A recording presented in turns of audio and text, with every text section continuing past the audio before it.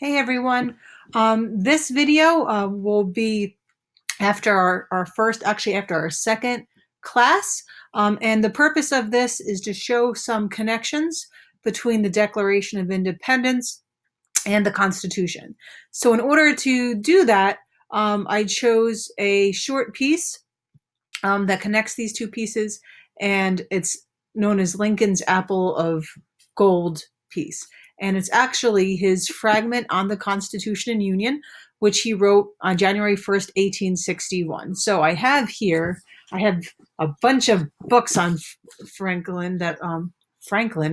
Lincoln. How many times did I just say Franklin? On Lincoln, that I'll be sharing with you this year. I once took, about 4 years ago, a graduate course just on the writings of Lincoln. We think of him, we think of the Civil War, we think of emancipation, we may think of the Gettysburg Address, but he really wrote a lot. This is the Fragment on the Constitution and Union. And fragment means it's just a short piece. If you could see it here on this page, it's just like 3 short paragraphs. It wasn't part of a later speech. It wasn't something he published. He wrote it, and it's a really significant piece. So he starts off that it says, all this is not the result of accident. It has a philosophical cause. Okay, so, there's a reason we have what we have. Okay, so without the Constitution and the Union, we cannot have attained the result. But even these are not the primary cause of our great prosperity. There is something back of these entwining itself more closely about the human heart. That something is the principle of, here we go, liberty to all. The principle that clears the path for all, gives hope to all, and by consequence, enterprise and industry to all. Okay, so he goes on, I don't put the next paragraph here, but the expression of that principle in our Declaration of Independence was most happy and fortunate. Without this, as well as with it, we could have declared our independence of Great Britain, but without it, we could not, I think, have secured our free government and consequent prosperity. No oppressed people will fight and endure as our fathers did, without the promise of something better than a mere change of masters. So in other words, our declaration was not just about getting rid of a king and getting a new type of government. Our declaration, there was more to it. Our declaration were these philosophical beliefs. Our declaration was about the principle of liberty to all. Liberty to all. All right. And that is everything that comes after, such as the Constitution, is to manifest that liberty to all. So the assertion of that principle at that time was the word fitly spoken, which has proved an apple of gold to us. The Union and the Constitution are the picture of silver, subsequently framed around it. The picture was made not to conceal or destroy the apple, but to adorn and preserve it. The picture was made for the apple, not the apple for the picture. All right, so there's a lot of symbolism here.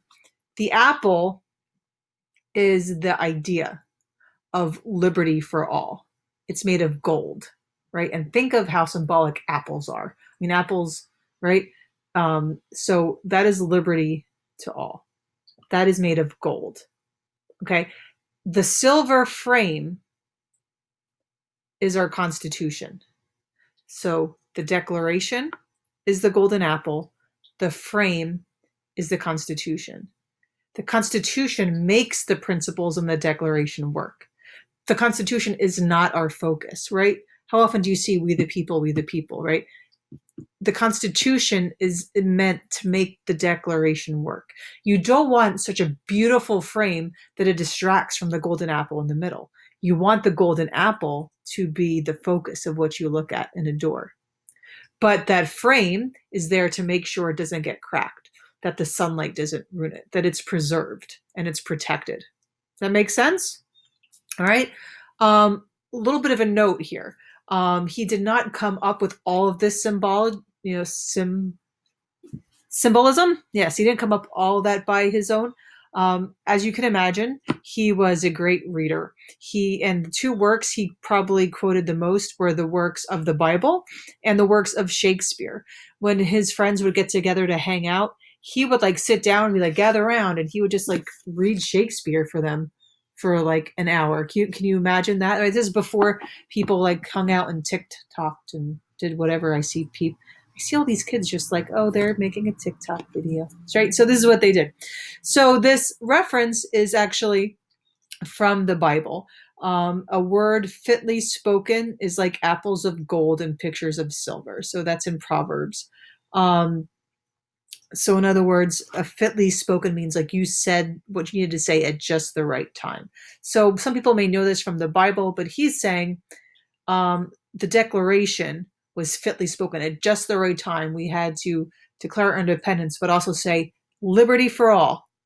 Okay. So when we think about themes and patterns from our last assignment, how is that liberty for all a pattern from the Declaration to the Constitution to Martin Luther King's letter from Birmingham jail to the Declaration of Sentiments, right? How did you see this theme? So something to think about. So at the end, he says, so let us act that neither picture or apple should ever be blurred or broken. So you don't want to ruin the apple. You don't want that bruised. No one likes disgusting apples. But you also don't want the frame broken because, hey, you paid a lot of money for that silver frame. You worked hard for it. And it says you need it to protect that apple. So you got to protect that frame as well. That we may so act, we must study and understand the points of danger. What are the points of danger that can ruin that? Right? Tyranny is what we talked about before, right? What else? Okay. So things to think about. So this is one of his most famous literary analogies. And it's something we can refer to a lot this year. If we were in the classroom, I would have a painting of an apple of gold, or someone can spray paint a fake apple and we put it as silver. So that's something to look forward to when we return. Before I sign off, I want to share something with you. I want to try to do this from time to time. Bonus, what am I reading? This deals with US 1, or a push for next year, but it also deals, because it's a history book, not a political science book, but it also deals with ideals that we are going to talk about this year, and it talks about rights, liberty, like we just said. So Carol Berkin is a professor. I attended a virtual lecture with her this summer on the woman's role in the revolution. And to learn about her is important as well. She said when she became a doctor of history, and she said, like, hey, I want to write about women, all the other historians were like, pish posh, like, what is there to write about women? What is there to learn about women? And she's like, I will show you. And so it's definitely worth reading. This is a really important book when it comes to the role women played in the revolution, from women who fought, from women who had to take care of the farms and businesses when the men were off fighting, spies. What about women who were loyalists and how they were persecuted? About women who had to run boycotts of all this British goods. So like, okay, well, now we got to make our own fabric. So like, how they had to pull up all the slack for all the boycotts. So interesting. So I've been reading, hopefully we'll finish this in a day or two. Just what I read last night. Here's a quick story out of New Jersey. You may have heard in South Jersey, and you might not know this, up here there's a town called Galloway, and it's named after the Galloway family, which was a wealthy, prominent family. They remained loyalists. And the woman, Grace Galloway, she had land in New Jersey, but also she had like a townhouse, if you will, in Philadelphia. And finally, like, when this revolution was going on, they're like, enough of these loyalists, like, you need to leave. And she's like, I'm not leaving. And they're like, you need to leave. And she's like, I'm not leaving. So basically, like, these people that said, okay, well, we'll buy her house. They went into her house and she's like, well, I'm sick. They're like, okay, well, you can stay there, but we're moving in. And they literally like locked her out of her own parlor.